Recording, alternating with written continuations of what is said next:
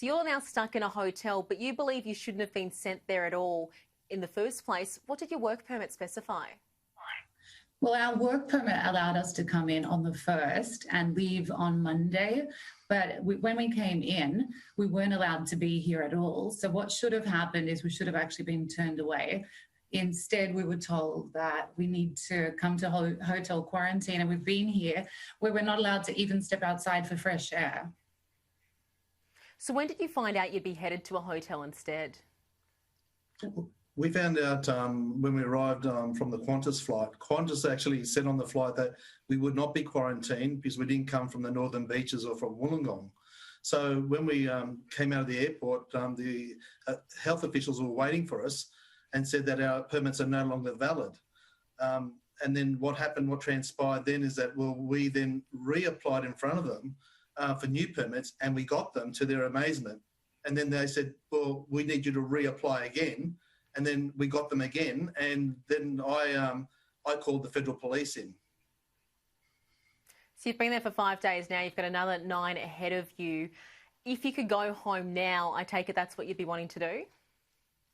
Oh, absolutely. I mean, we shouldn't be here because they had changed the rules to state that no one from New South Wales should be allowed in, because they had declared us a red zone, regardless of the fact that we actually come from what's called a yellow zone, meaning there's 0 cases in our area. So they should have actually turned us back. So we just want to go home.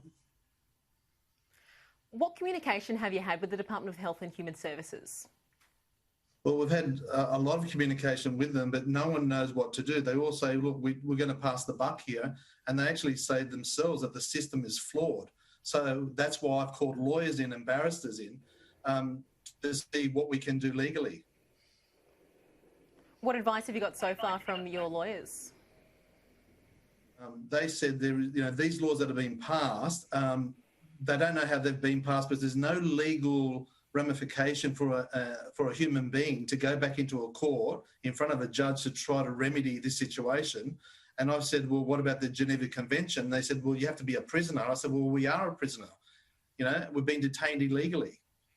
I mean, I haven't out to have fresh air. I was refused to go to the bathroom. We weren't given any water or food for 9 hours. Yeah, it's incredibly unpleasant for many people, and I do really feel for you in your situation. If you did have one message for the Victorian government, what would it be?